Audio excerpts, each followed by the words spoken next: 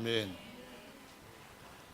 요한복음 6장의 말씀에서 가장 주목받을 만한 내용은 여러 질병을 주님께서 고치셨고 그 중에 특별히 오병이어의 기적, 그러니까 떡 5개를 가지고 남자 5,000명을 먹이시고 그 다음에 남은 것을 거두었더니 12 광주리에 가득 찼다.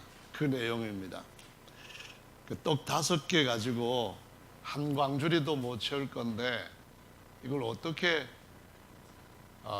남은 걸로, 남자만 5,000명이 먹어서 남은 거면 여자들도 사실 많이 드시잖아요. 여자들은 어떤 때는 더 많이 드시잖아요. 거기다가 여자들도 많이 모이는 것이 본래 믿는 사람들 무리 가운데 그런 구성비입니다. 여자들이 훨씬 더 많아서 남자가 5,000명이면은 여자들은 아마 한 8,000명 내지 더 많지 않을까 싶어요. 식당에 가보세요. 요즘 식당에 가보시면은 연말이기도 한데 남자들은 운전 때 맡은 사람만 몇 사람 보이고 전부 다 여자들이거든요. 오병이의 기적에도 그때나 지금이나 떡 굽는 사람들이 많이 왔을 거예요. 이거 예수님만 따라다니면은 식당 전화번호 몰라도 되겠다 이런 거겠죠. 그냥 내일 모레도 예수님 따라가면은 밥 안 해도 되겠다 그런 생각이 아마 있었을 것으로 생각됩니다. 하여간 많았어요.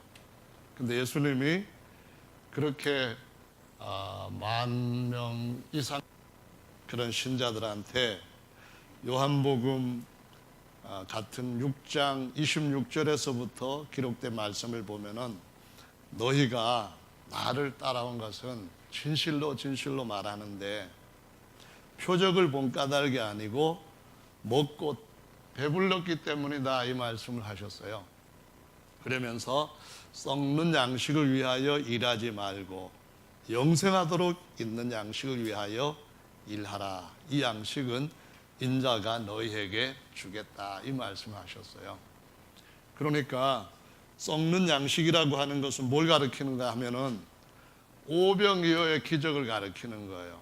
그 나중에도 보면은 떡 7개와 물고기 2마리를 가지고 남자만 7,000명을 먹이시고 그것도 엄청나게 많이 남았어요. 거둔 것이 7 광주리, 이렇게 많이 남았는데 이러한 큰 기적들, 표적들을 보고 주님을 따라다니는 사람들한테 너희가 나를 따르는 것은 표적을 본 것도 아니고 너희가 먹고 배불렀기 때문에 따라왔다, 이렇게 말씀하시면서 그거는 썩는 양식이라는 겁니다.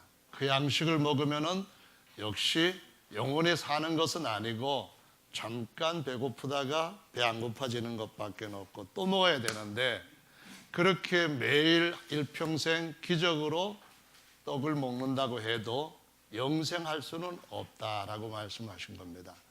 아무리 기적의 떡을 여러 번 먹은 사람이라 할지라도 정말 천수, 그러면 한 1,000년 정도 살 수 있는 사람은 없다는 말씀을 하신 거거든요. 그런데 주님이 하시는 말씀에서 진짜 표적은 영원히 살 수 있는 양식이 있다, 이 말씀을 하시면서 이 양식을 위해서 일하라, 그렇게 가르쳤죠.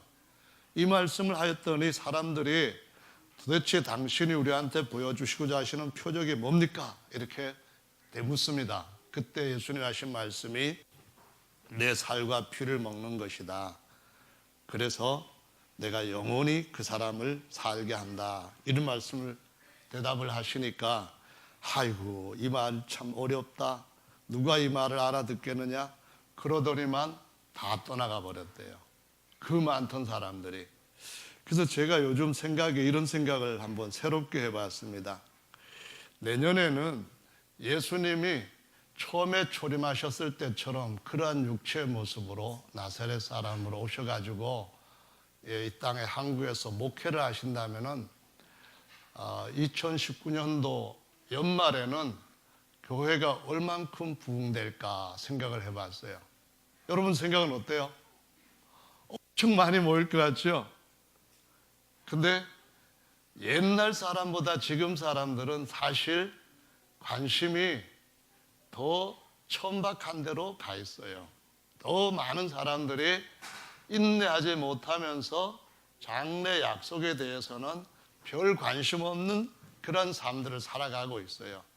그러면은 아마도 예수님이 직접 사람들한테 말씀을 가르칠 때 그때 가르치셨던 그 말씀을 그대로 전하신다면, 그 말씀이 2000년 지나도 변함이 없는 말씀으로 가르쳐진다면 다 떠나갈 것 같아요. 여러분들은 떠나지 마시기를 예수님의 이름으로 축원합니다. 아멘. 주님이 하신 말씀에서 63절에 보시면은 살리는 것은 영이다, 육은 살리기에는 무익하다, 이 말씀하십니다. 수천 번, 아니 평생 매일매일 기적의 떡 먹었다 할지라도 영생 주는 것 아니다, 이 말씀입니다. 내가 너희에게 이른 말이 영이요 생명이라 이렇게 하신 말씀에서 주님 하신 말씀이 영 자체다, 그 말은 아닙니다. 주님이 내 살 먹어야 된다 이 말씀을 하셨는데 말씀 듣고 아멘 하면은 내 안에 영이 왔다, 그런 말은 아니라는 겁니다.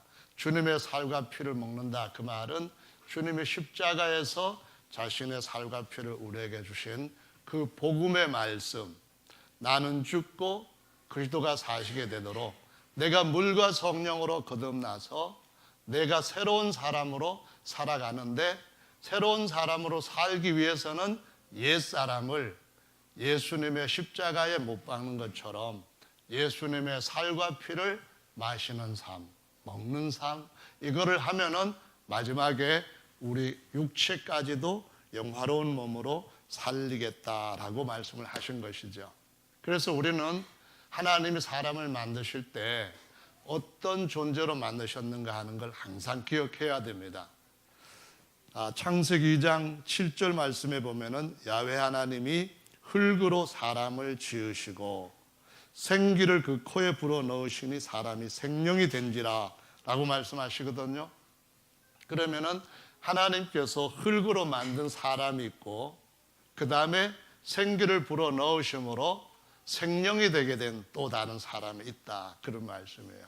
그래서 이 사람이라고 하는 존재는 다른 성경에서 기록한 말씀을 보면은 세 가지 것으로 구별해서 이 세 가지가 같이 있을 때에 살아있는 사람 또는 생명이다, 이렇게 가르치고 있다는 걸 알 수 있습니다.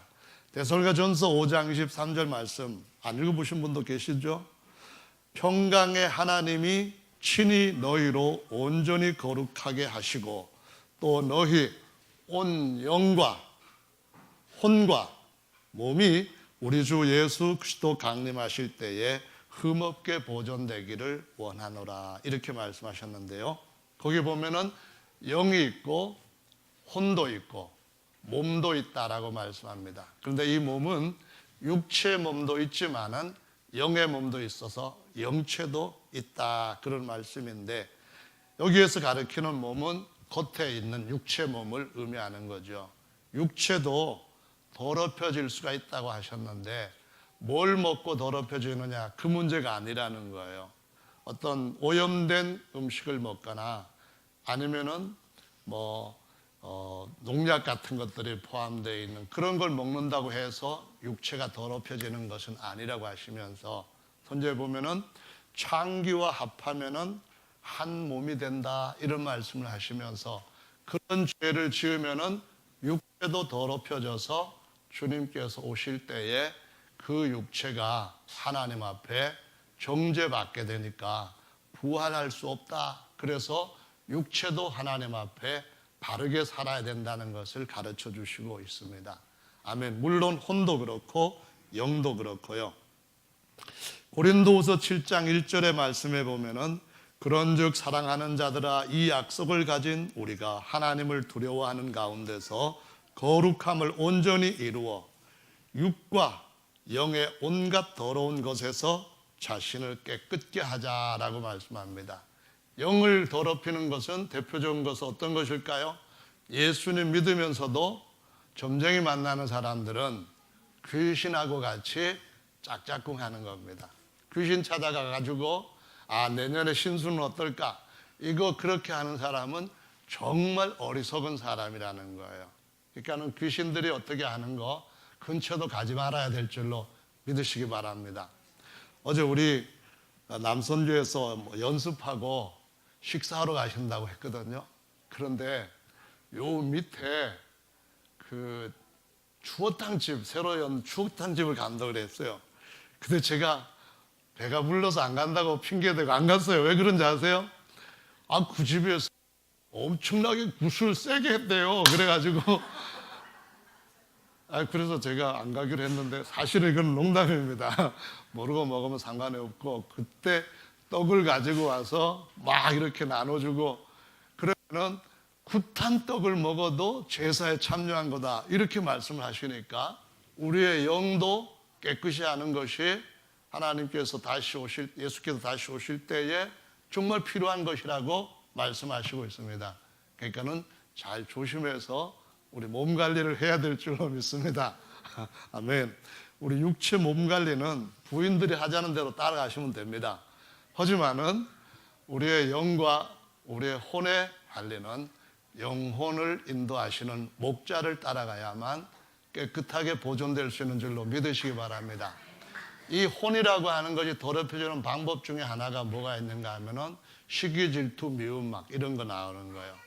그냥 계속해서 내가 하고 싶지 않은데 버릇이 돼가지고 말이 탁 나오는데 누구 험담하고 욕하고 그러는 것은 영혼의 쓰레기통 뒤져서 먹는 것과 같다라는 비유로 말할 수가 있습니다. 그러니까 어떤 걸 해야 되냐면은 우리의 혼도 정말 다른 사람을 칭찬하고 각자를 존귀하게 여겨주고 감사하게 생각하고 다른 사람들에게 대해서 정말 예수님이 가지셨던 그러한 인간적인 휴머니즘 같은 것들을 갖고 있을 때에 우리가 영과 혼과 몸이 주님 앞에 정결하게 될 줄로 믿으시기 바랍니다.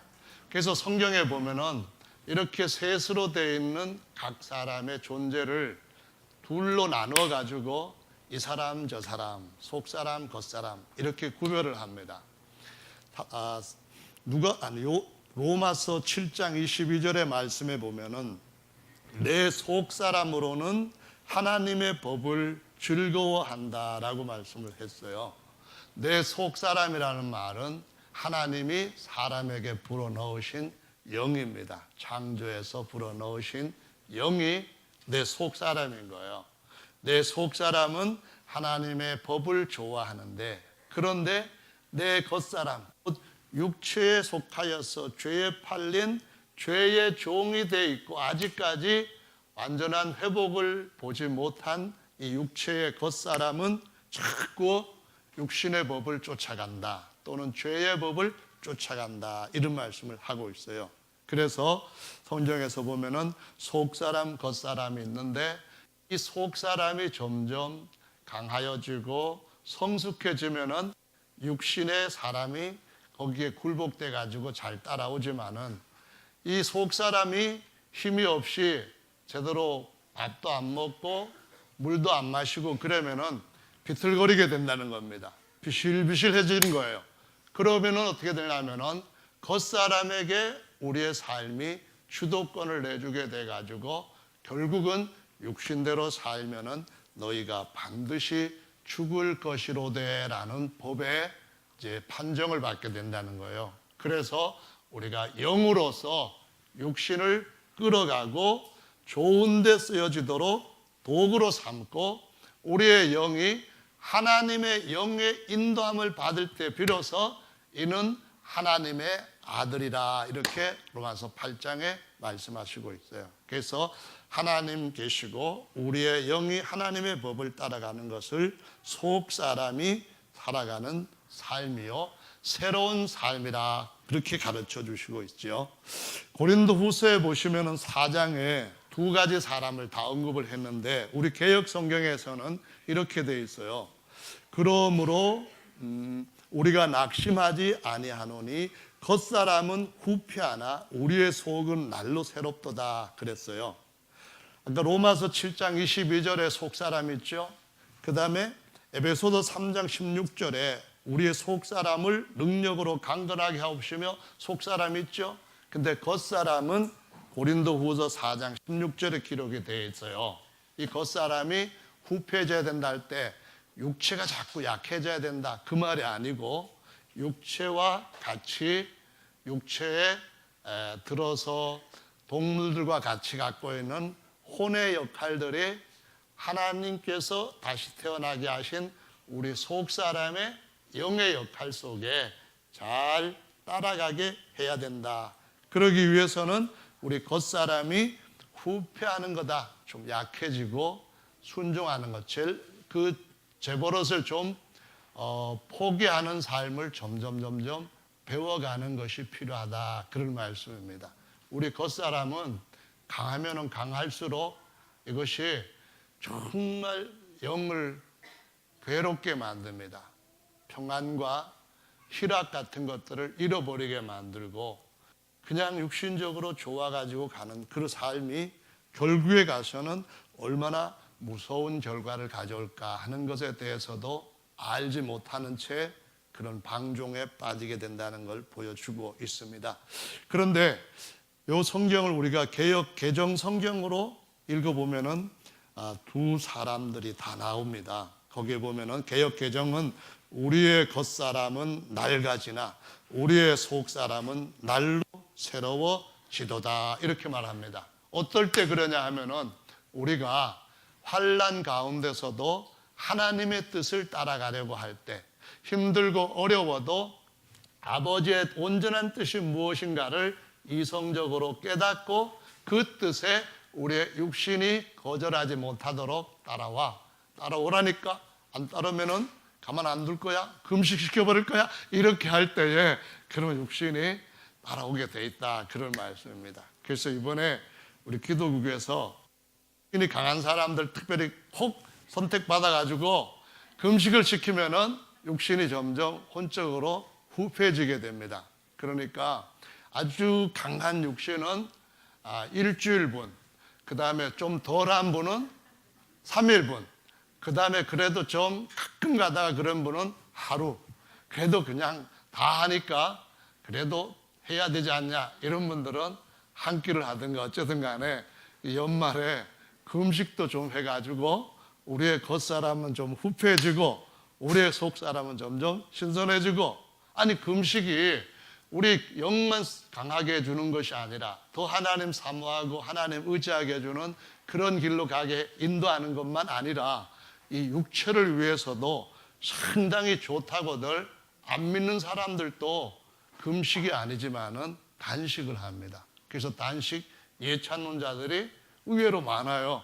어쨌든 간에 우리의 겉사람, 속사람이 고린도후서 4장 16절에 나왔는데 우리의 영은 강해질수록 우리가 당하는 어떤 어려움이 있어도 이겨낼 수 있도록 하나님과 함께 할 수 있는 줄로 믿으시기 바랍니다. 하나님은 기적의 하나님이셔요. 하나님은 없는 것을 있는 것으로 부르시는 하나님이셔요. 부르시면 그대로 없던 것이 있게 되시는 하나님이셔요. 그래서 그 하나님은 아브라함한테 하나님은 죽은 자를 살리시며 없는 것을 있게까지 하시는 분이신데 사람의 인간적인, 혼적인, 세상적인 이성으로 볼 때는 어떻게 경수가 떨어져 있는 할머니가 아기를 낳을 수가 있느냐 이 말입니다. 그런데 하나님께서 뭐라고 하셨는가 하면은 나는 전능하신 자다 하시면서 하나님의 말씀에는 대저 능치 못함이 없다 이 말씀을 딱 들을 때 아브라함이 아멘 하나님이 제 아내한테 할머니지만 아들을 낳게 해주실 줄로 믿습니다 했을 때 바로 하나님께서 내 믿음이 옳다 의롭다라고 하시면서 그 믿음대로 해주신 줄로 믿으시기 바랍니다. 바랄 수 없는 중에 믿는 것이 바로 영적인 이성입니다. 바랄 수 없는 중에 믿고 끝까지 그대로 나가는 길에 우리 앞에 놓여있는 어떤 환난도 오히려 하나님이 더 크게 영광을 더해 주시되 중한 영광, 영원한 영광을 더해 주시는 길인 줄로 믿으시기 바랍니다. 그래서 사실 고린도후서 4장 16절의 말씀은 우리말 성경, 쉬운 성경, 새번역 성경, 현대인의 성경, 현대어 성경, 한글로 번역된 이 5가지의 성경들도 다 뭐라고 되어 있는가 하면은 속사람, 겉사람 두 가지를 다 말을 해요. 개역 개정에서도 보면은 뭐라고 얘기하는가 하면은 속사람 또 겉사람 다 얘기를 하고 있잖아요. 그리고 공동 번역 성경이라든가 가톨릭 성경에서는 뭐라고 하는가 하면은 이것은 하나는 내적인 사람, 하나는 외적인 사람 이렇게 말하는데요. 이것이 있다는 것을 아는 것으로 만족한 게 아니거든요. 그럼 뭐가 만족하냐면은 그렇다면은 우리는 어떤 사람으로 살아갈 것인가 이것이 중요한 것이라는 겁니다. 여러분 모두가 다 내적인 사람, 속사람, 외적인 사람, 겉사람이 있는 거예요. 그러면 여러분의 정체성을 어디에다가 방점을 두고 어디에다가 비중을 두고 어떤 사람의 정체성을 가지고 살아갈 것인가 이것이 더 중요하다라는 말씀인 거예요. 아멘. 하나님이 창세기 1장 26절에 말씀하시기를 우리가 우리의 형상을 따라 우리의 모양대로 이렇게 말씀하셨거든요. 거기에서 따라대로 이렇게 말씀하셨는데 한 번은 형상, 한 번은 모양이라고 말씀하셨잖아요. 그 말은 하나는 속사람, 하나는 겉사람 요 모양을 하나님이 보시고 그 두 가지 것을 우리에게 만드셨다 그 말씀입니다. 그런데 이걸 갖다가 영혼과 영혼을 담고 있는 육체라고 하는 면에서 볼 때는 영혼이 갖고 있는 이걸 갖다가 내적 그리고 내적인데 어떤 실제로 공간적인 형상이 아니라 무형적인 아니면은 개념적인 형상이라 해가지고 너희 속에 그리스도의 형상이 이루어지기까지 내가 해산하는 고통을 한다. 그럴 때 예수님 안에 있는 성품, 예수님의 겉모양은 정말 보잘것 없었지만은 그 안에 계시는 그분의 영혼 그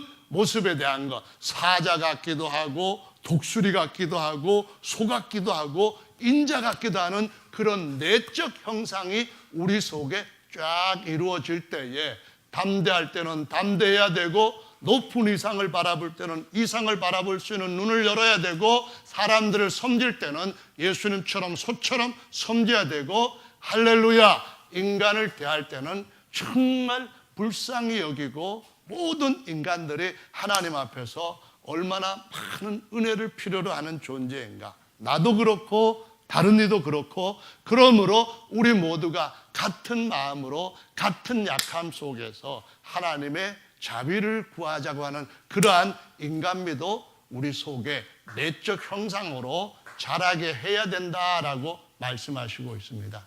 아멘. 지난 한 해 동안 여러분들 식사 많이 하셨나요? 그리고 그 식사에 따라서 뭐가 많이 자라셨나요? 속사람이 많이 자라셨나요? 아니면 겉사람이 많이 자라셨나요? 영이라고 하는 것이 많이 자라셨나요? 아니면은 혼이 많이 자라가지고 말씀도 지적으로는 많이 알고 있어요. 그래서 진리의 말씀 하면은 들어보고 또 들어봤다 해가지고 바삭하게 안다 할지 모르지만 그게 정말로 하나님 앞에서 하나님이 주시는 그러한 지성과 감성이 함께 여러분의 속 사람을 그리스도의 형상처럼 자라게 하셨는지 요걸 봐야만 진짜로 전인적인 성장을 한 해다라고 말씀할 수 있다라는 것입니다. 이러한 그러한 은혜가 우리 평생에 계속되어지기를 예수님의 이름으로 축원합니다. 어떻게 살까요? 뭘 따라 살아야 될까요? 성경은 영혼과 사람, 아까 겉사람만 이제 육체, 영혼과 육체를 영혼을 담고 있는 육체를 비유할 때에 이런 비유를 합니다. 질그릇에 영혼이 담겨져 있는 존재. 거기다가 새 언약으로 성령을 받게 되면은 질그릇 속에 영혼과 함께 하나님을 담은 존재 이렇게 되는 거예요. 옛날에는 하나님을 담은 질그릇은 아니었기 때문에 천사들보다 못한 종의 신분이지만은 하나님의 영 또는 그리스도의 영 함께 우리한테 오셔서 담게 될 때는 이제는 천사들까지도 영원히 부릴 수 있는 하나님의 아들이라는 신분을 갖게 되는데, 우리 속에 담겨진 것은 대단한 거예요. 우리의 영도 대단한 존재가 되었고, 그리스도의 영과 하나님의 영으로 우리 안에 충만해졌고, 그 하나님께서 자신의 모든 충만도 같이 넣었지만 여전히 우리는 이 육체, 이 질그릇을 언젠가는 주님 앞에서 영화로운 예수님의 겉모습처럼 변화될 때를 위하여서 준비하고 자라가게 하는 삶을 살고 있다고 하는 것을 잊어서는 안 되는 거예요. 그러기 위해서는 속 사람이 주가 되어서 사는 법이 무엇인가를 날마다 이해해야 되는 겁니다. 여기에서 다시 한번 또 점을 찍고 가고 싶은 것은, 이 말씀은 어렵도다, 아니면은 이 말씀은 내가 전에도 들었던 말씀인데 그런 분이 계신다고 한다면은 용서해 주세요. 저는 정말 하나님의 말씀이 변함이 없다 이 핑계를 대고 맨날 같은 말씀 전하니까 편하기도 하고 쉽기도 하는데, 여러분은 벌써 많이 말씀을 드셔가지고 속 사람이 예수님의 거의 그만큼 수준에 잘하셨던 것 같아요. 그러니까 이제 성탄절 때는 설교를 그냥 5분만 해도 충분할 거라고 생각이 됩니다. 어쨌든 간에 영혼이 우리를 어떤 존재로 만들어가느냐, 이것이 정말 중요한 것이죠. 또 성경에 보면은 영혼이 머물고 있는 흙집이라고 표현을 합니다. 성경에서 보면은 하나님이 우리를 흙으로 영혼이 머무는 집을 지었다 이 말씀도 하시고, 장막으로 육체를 장막으로 삼은 집이 되었다 이렇게도 말하고 있어요. 제 고향이 시골인데, 시골 가보면은 전에는 굉장히 부모님을 위해서 좋게 지은 집들이 부모님 돌아가시고 한 20년 정도, 뭐 많으면 30년 정도 사시고 난 뒤에 부모님이 돌아가시고 나면은 그 잘 지어놓은 시골집이 사람이 안에 살게 되면은 정말 굉장히 으스스하고 음산하고 거미줄이 급하게 쳐져 있으면서 보기가 참 그 아름답지 않게 보이는 집으로 변해버리는 걸 볼 수가 있습니다. 자식들이라도 다시 와서 산다면 그러지만 지금 자녀들이 시골 가서 살기가 쉽지 않잖아요. 그 집에 살던 이가 떠나가면은 집은 아무리 잘 지어도 점점 허물어져 갈 수밖에 없는 것처럼, 우리의 몸도 우리의 영혼이 어느 날 떠나게 되면은 흙으로 돌아갈 사람들, 돌아가실 분들인 줄로 아시고 뭘 위해 살 것인가를 정말 살아있는 현실에서 진지하게 생각하고 이성적으로 감성적으로 바른 길을 택하셔야 되는 줄로 믿으시기 바랍니다. 하나님을 사랑하시고 여러분 자신을 사랑하신다고 한다면은 여러분이 떠나도 육체는 흙으로 돌아가지만은 그 안에 있던 속 사람은 어딘가로 이끌려 간다고 하는 사실을 꼭 기억하셔야만 됩니다. 요즘도 보면은 사고가 많이 일어나잖아요. 뭐 자동차가 어떻게 해가지고 그냥 일가족이 다 죽게 되고, 그러다 보니까 훈련 교육 마치고 난 뒤에 천에 고아가 돼버렸다 하는 이런 참 끔찍한 소식도 들리고 하는데요. 일단 사람이 죽으면은 그 사람은 육체는 피를 흘리다가 호흡이 끊어지고 뇌가 멈춘 상태에서 이제는 시체가 되어버립니다. 그러나 그 집으로 삼고 있던 시체에서 나온 영은 나무 밖에 있는 자식들을 볼 수가 있습니다. 내 새끼가 저렇게 아프게 우는데 괜찮아, 울지 마 하고 소리를 질러도 그 영이 자식한테 하는 말을 살아있는 자식은 들을 수가 없습니다. 그도 언젠가 죽으면은 같이 영으로서 대화가 되겠지만은 육체를 입고 있는 동안에는 영통이 제대로 이루어지질 않는다는 것이 죽었다가 살아난 수백 명의 그 체험에서부터 나오는 이야기입니다. 따라서 저와 여러분들도 속에 있는 내 진짜 사람이 진짜 나다 하는 것을 아시고 이 영이 집 떠나가기 전에 영에 대해 가지고 여러분 사랑하시기를 바랍니다. 자기를 정말 사랑하는 방법은 집 사랑하는 거하고는 어쩌면은 완전히 다를 수 있습니다. 생각해 보세요. 이 육체 집을 위해 가지고 얼마나 신경 많이 씁니까? 돈도 참 많이 쓰잖아요. 뭐 육체에 좋다고 하는 건강식품 누가 얘기하면은 그게 그런가 보다 해가지고 집에 가면은 보통 사람들의 집에도 건강식품들이 남아가지고 다 못 먹고 갈 정도로 해요. 그거 다 잡수시면 아마 한 150년은 사실 것을 만큼 그렇게 막 준비되어 있는데 육체 이 장막집 언젠가는 안 무너질 수 없어요. 기적의 떡을 먹어도 무너져요. 그러니까 정말로 내 자신을 사랑하려고 한다면 어떻게 되겠습니까? 예배 빠지지 말고 꼬박꼬박 잘 참석하셔서 먹기 딱딱한 음식이라 할지라도 그래도 좀 먹어야겠다. 제 아내가요, 정말 어디서 들었는지 모르겠는데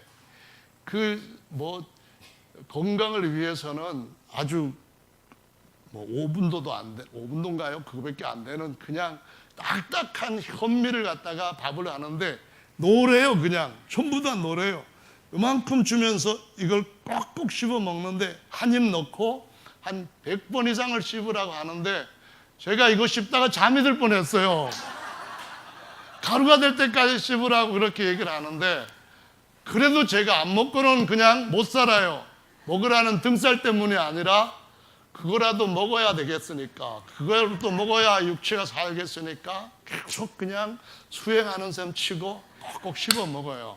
여러분, 영의 말씀도 정말 하나님 앞에서 먹기 싫어도 정말 자신을 사랑한다면 꼭꼭 씹어서 드셔야만 됩니다. 혹시 설교가 부실하면 그러면 방법은 자생하기 위해 가지고 스스로 말씀을 연구해서 그 중요한 말씀들 뽑아가지고 이 떡이 진짜 영생하는 떡이다 하고 잡수셔야 되는 거예요. 아니 목사님 설교는 정말 찰떡 같지도 않은데 그래서 어떡하라고요? 그럼 안 먹고 금식하실 거예요? 영은 금식을 하면은 절대로 안 되는 줄로 믿으시기 바랍니다. 정말 말씀을 계속해서 꼬박꼬박 드시고 자녀들한테도 내가 육체로 나왔지만은 어느 때까지는 영으로 양육을 해야 될 것이 이것이다 해서 계속 그 말씀을 먹도록 해야만 됩니다. 어떻게든 소화시킬 수 있도록 부모로서 잘하는 영혼을 맡겨서 양육할 수 있는 베드로에게 내 양을 먹이라 하셨던 그 사명을 알 수 있는 우리 모두가 되기를 예수님의 이름으로 축원합니다. 마태복음에 예수님이 공생애 시작하시면서 하신 말씀이 있잖아요. 그게 뭐냐 하면은 몸이 옷보다 중하지 아니하냐 그런 말씀을 하시면서 너희가 어찌하여 무엇을 먹을까 무엇을 마실까 염려를 하느냐 하는데 몸을 위하여서 한다고 말씀하고 있습니다.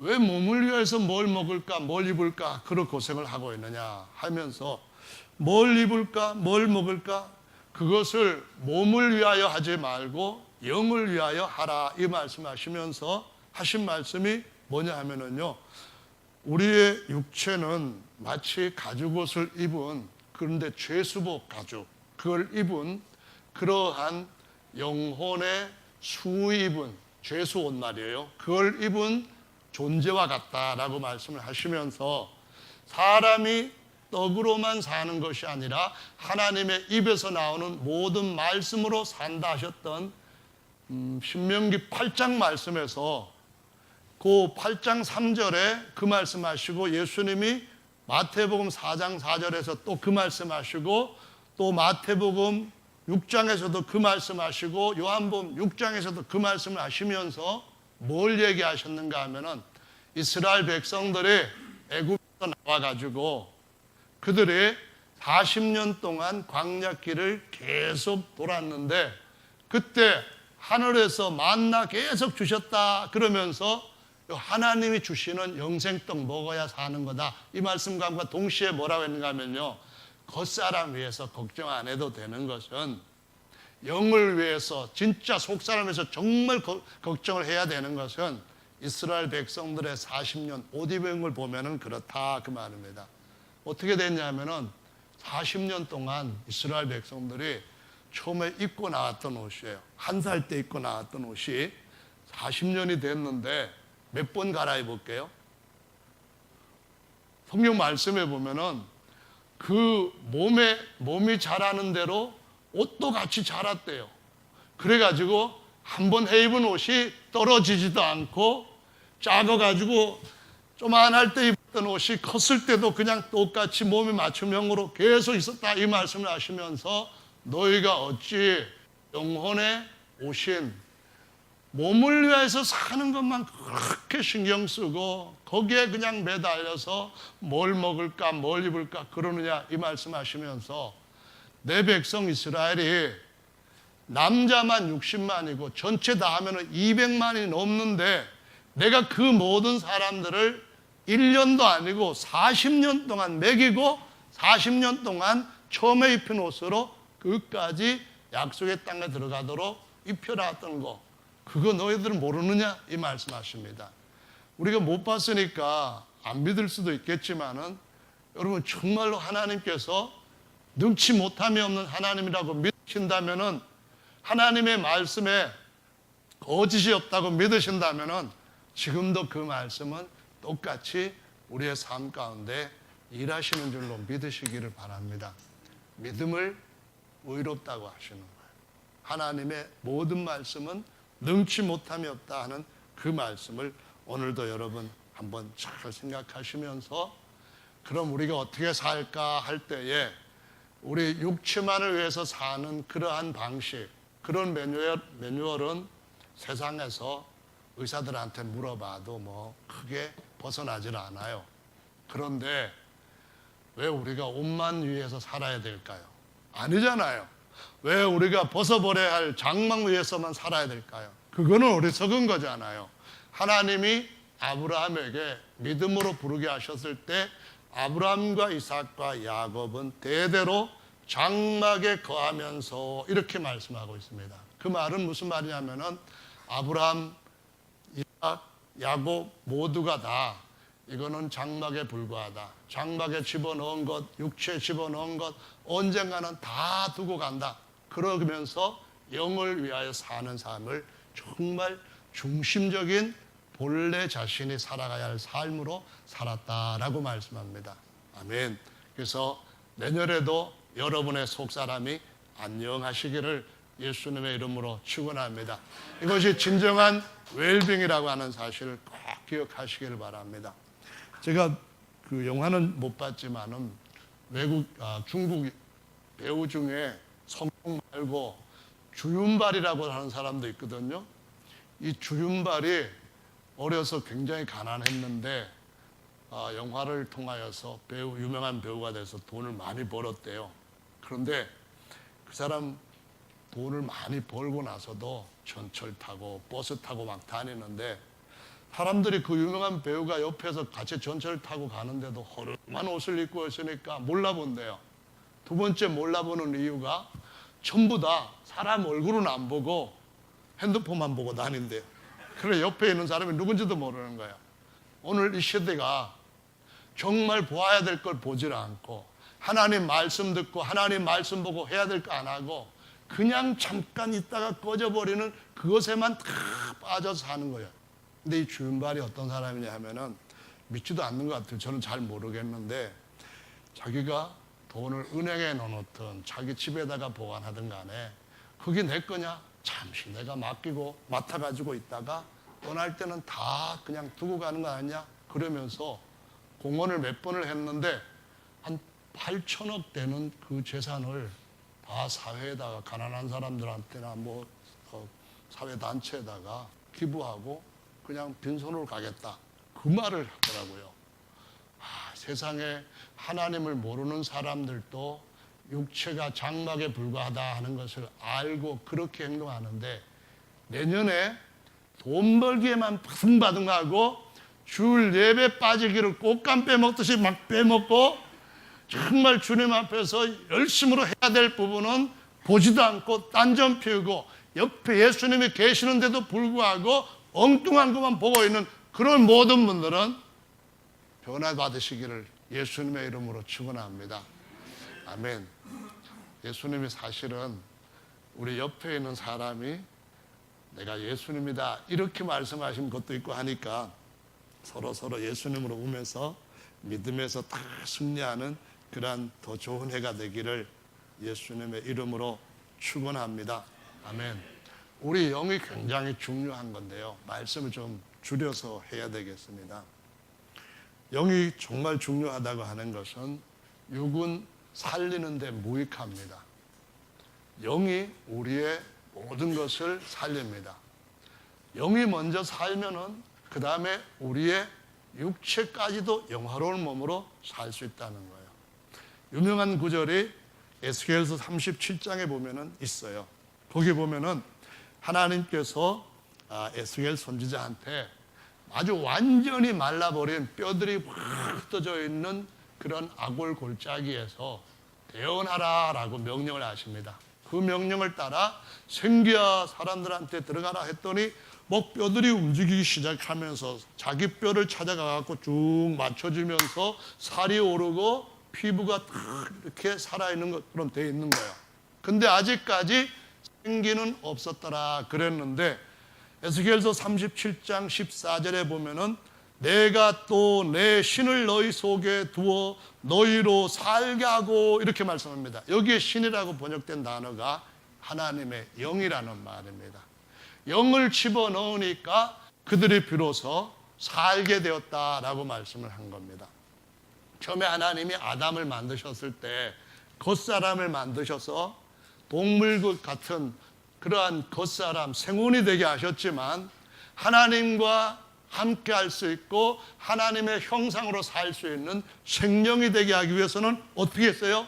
하나님이 영인 사람의 생기를 불어넣을 때에 비로소 에스겔서처럼 살게 되었다라고 말씀하십니다. 그래서 예수님이 죽으시고 다시 부활하셨을 때 이렇게 말씀하십니다. 제자들을 불러 모아놓고 숨을 후 내쉬면서 성령을 받으라 이 말씀을 하시는 거예요. 왜냐고요? 요한복음 14장 19절에 내가 살았고 너희도 성령을 받으면 살겠습니다 라고 말씀한 겁니다. 바로 그게 영인 거예요. 예수님이 육체로는 죽임을 당하시고 영으로는 살리심을 받았다는 로마서 1장 2절 3절의 말씀, 바로 그 예수님이 살려주는 것은 영이라는 거예요. 아멘. 그 영이 우리를 다시 살게 하신 것이 고린도전서 15장 45절에 예수님 첫사람 아담은 산영이 되었다 함과 같이 마지막 아담 예수님은 죽으셨다가 뭐가 되셨냐면은 살려주는 영이 되셨다라고 말씀을 하시는 거예요. 살려주는 영을 받으면은 우리 죽었던 영이 살아나고 다시 태어나는데 우리에게 일어난 변화는 겉사람의 변화는 사실 미미해요. 어떤 사람은 병을 치료받을 때도 있어요. 성령 받을 때.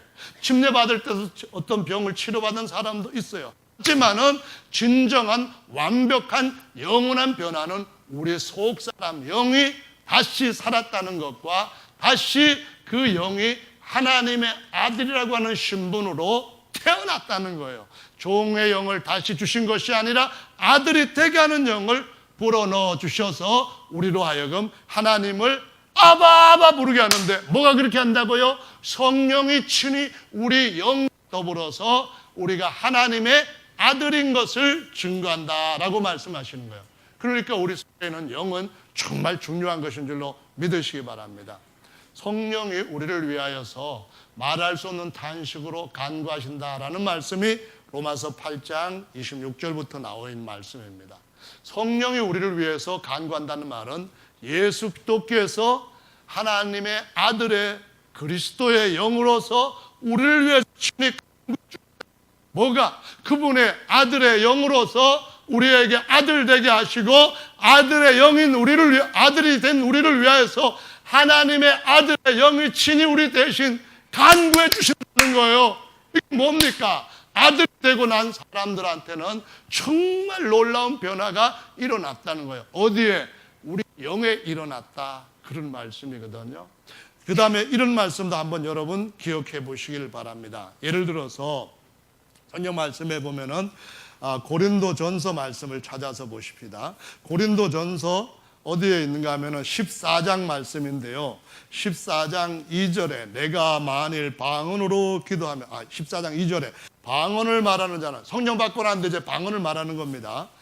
방언을 말하는 자는 사람에게 하지 아니하고 하나님께 하나니 이는 알아듣는 자가 없고 그 영으로 비밀을 말함이니라.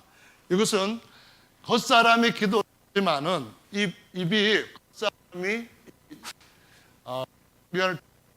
말하지만은 실제로 말하는 이는 내 안에 있는 혼이 말하는 것이 아니라 뭐가 말한다고요? 영이 말한다. 속 사람이 말한다. 그 말씀을 하시는 거예요. 그 다음에 16절까지 또 읽어볼까요? 찾으시면 좋겠습니다. 내가 만일 방언으로 기도하면 나의 영이 기도하거니와 나의 마음은 열매를 맺히지 못하리라.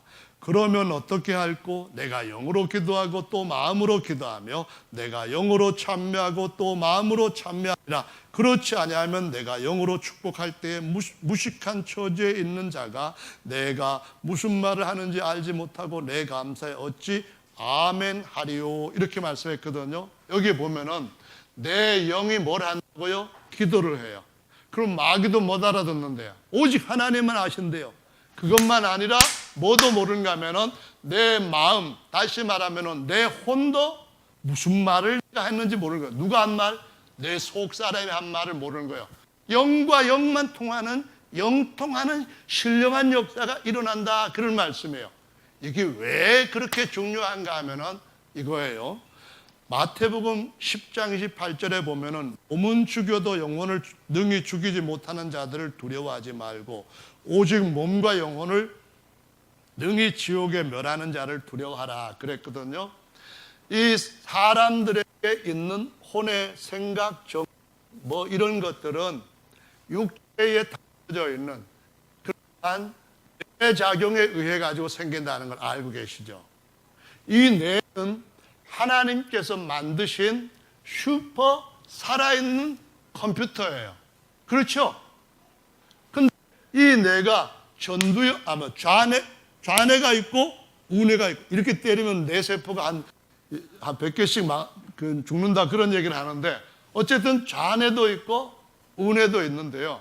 이 좌뇌는 뭐 논리적인 것 아니면 세상과 순차적으로 그런 걸 한다고 1970년대 연구에서 나왔어요. 근데 우뇌에서는 전체적인 것, 색깔, 리듬, 크기 이런 것들을 또 관장한다 하는 식으로 알려졌어요. 그런데 근래 와가지고는 어떻게 하냐면은 독립적으로 있는 게 아니라 여기에서 있는 기능이 같이 작용을 한다 그 말이에요. 예를 들면은 간질 환자들을 뇌를 이렇게 분리를 해가지고 치료하니까 간질은 안 하는데 이쪽에서만 본 것을 이름이 뭔지는 기억나는데 도무지 이름이 안 나온다는 거예요. 근데 이쪽에서 본 걸 했더니만 또 안다는 거예요. 이쪽에서 그것이 작용을 해가지고 아는 걸 보니까 이것이 같이 상호작용하는 것도 있을 만큼 하나님께서 아주 멋지게 만드셨다 그랬는데요. 모든 이 뇌의 작용들은 사실상 육체가 죽게 되면은 떠지는 거죠. 다시 말하면은 핍박하는 자들의 우리 육체를 이렇게 뇌에 손상을 줄 수가 있어요. 간질 환자들에게 뇌를 이렇게 어떻게 하거나 아니면은 DNA를 조작을 했을 때에 우리가 생각할 수 있는 영역이 변화가 일어나요. 이것은 세상에서 그리스도를 알지 못하는 사람들의 어느 날 우리를 잡아다가 그렇게 우리를 만들 수 있는 한계 안에 있는 거예요. 하지만은 우리가 내사가 되고 식물인간이 되었다 할 때요, 우리의 겉사람은 이해하지 못하지만 우리의 속사람은 끊임없이 하나님과 기도할 수 있는 그 관계에 들어간 것이 뭐냐고요? 성령으로 거듭난 것이요 하나님 앞에서 늘 밤이든 낮이든 자질 않고 깨어있는 영의 역할인 줄로 믿으시기 바랍니다.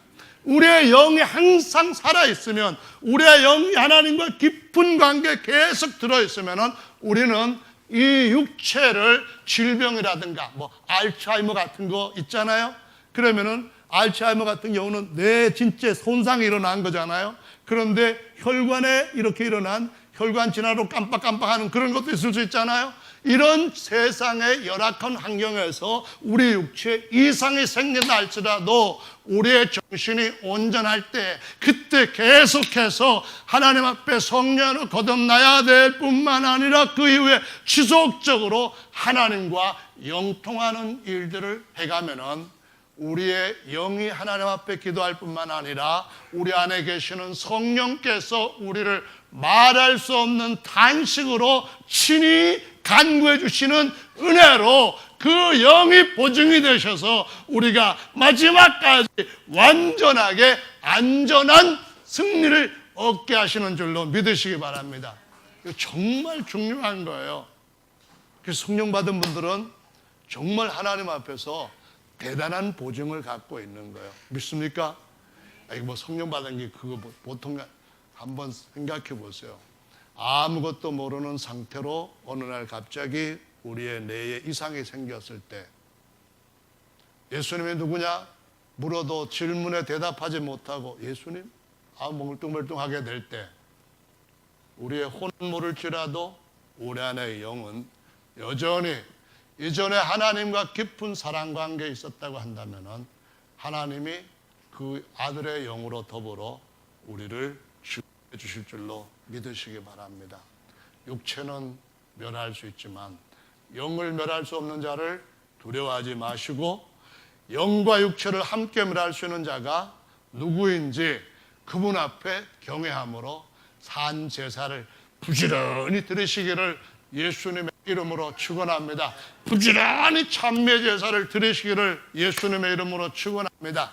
내년에는 그래서 올해 드렸던 것보다도 더 갑절로, 올해는 그냥 조그만 비둘기 정도로만 내가 주님 앞에서 후패해졌는데 제물이 되었는데 내년에는 양을 잡아야지, 이러한 새로운 도전이 있으시기를 예수님의 이름으로 축원합니다. 도저히 용서할 수 없는데도 불구하고 주님이 나를 용서해 준 것을 생각하면 감사해서 할 수 없는 것을 하게 하시는 황소를 주님 앞에 바칠 수 있는 그러한 거룩한 산제사가 우리 모든 거룩한 신령들에게 일어나게 되시기를 예수님의 이름으로 축원합니다. 다 같이 잠시 동안 기도하시겠습니다.